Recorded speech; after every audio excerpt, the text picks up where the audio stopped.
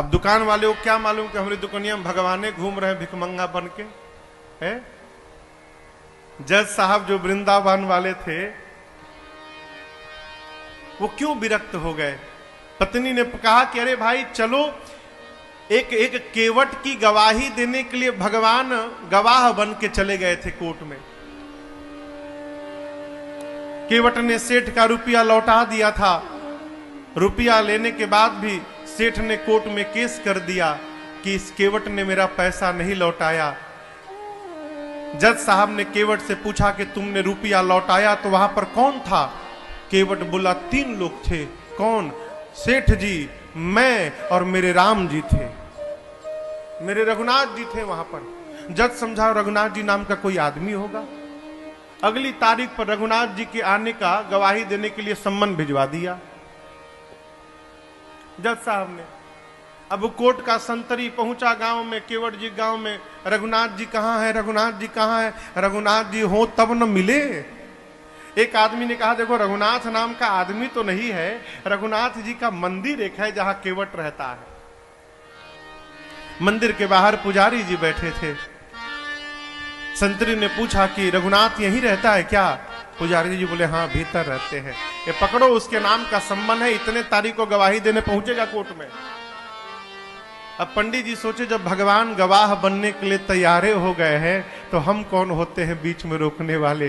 पंडित जी सम्मन ले लिए और ले जाकर ठाकुर जी के चरणों में रखकर बोले प्रभु आज तक आपके लिए मिठाई आया, आज तक आपके लिए आभूषण आए, आज तक आपके लिए वस्त्र आया, पहली बार प्रभु आपके नाम का कोर्ट से सम्मन आया है।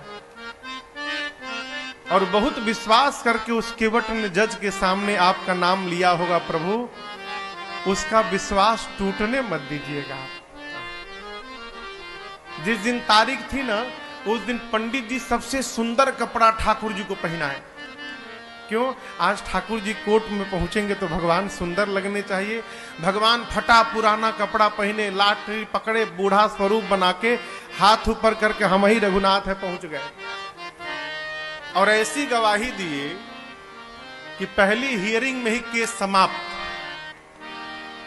सेठ को सजा हो गई, केस तो समाप्त हो गया, लेकिन जज साहब डिस्टर्ब हो गए। सोचने लगे भाई आज तक तो ऐसा कोई गवाह आया ही नहीं जो एक ही बार में केस को ही समाप्त कर दे। कोर्ट से निकल के अपने चेंबर में गए, केवट को बुलाकर बिठाए। बोले ये बताओ कहां रहते हो तुम? रघुनाथ जी के मंदिर में मैं रहता हूं। तो जज साहब बोले कि जो रघुनाथ आए थे? बोले जी जी। तो उनको लगा कि वो मंदिर बनवाए होंगे। तो जज साहब बोले लेकिन तो गरीब लग रहे थे और लग नहीं रहा था कि वो मंदिर बनवाए होंगे। केवट ने कहा प्रभु वो मंदिर बनवाने वाले रघुनाथ जी नहीं थे, मंदिर के भीतर बैठने वाले रघुनाथ जी आए थे। जज की मति हरा गई हो, कांपने लगा। संतरी को बुलाकर बोला सही सही बताना तुमने किसको सम्मन दिया था? बोला सर माफ करिएगा सर, रघुनाथ नाम का आदमी नहीं मिला, रघुनाथ जी का मंदिर था, मंदिर में पुजारी जी को देके चला आया था मैं। तो जो आए थे वही पुजारी। नहीं पुजारी जी ये नहीं थे, दूसरे थे। जज को पूरी बात समझ में आ गई।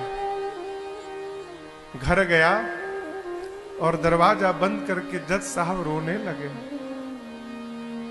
पत्नी ने आकर पूछा क्यों रो रहे हो? पूरी बात बताए।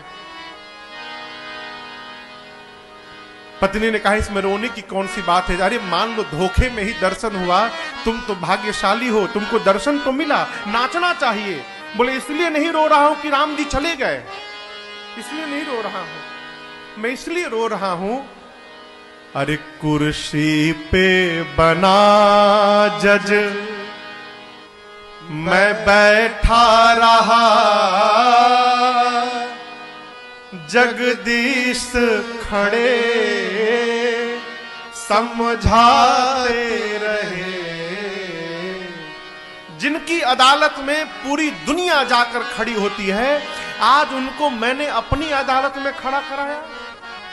ऐसा वैराग्य चढ़ा हो जज साहब को, उसी समय रिजाइन दिए। सब घर परिवार छोड़कर चले गए वृंदावन। और ऐसा कहते हैं जब तक थे कभी बैठे नहीं वृंदावन में, खड़े रहे। लोग कहते थे बैठते क्यों नहीं आप? बोले मेरी यही सजा है, मैंने भगवान को अपनी अदालत में खड़ा करा के रखा था, अब मैं भगवान के धाम में जब तक जीवित रहूंगा तब तक मैं खड़ा रहूंगा, अब मैं बैठूंगा नहीं।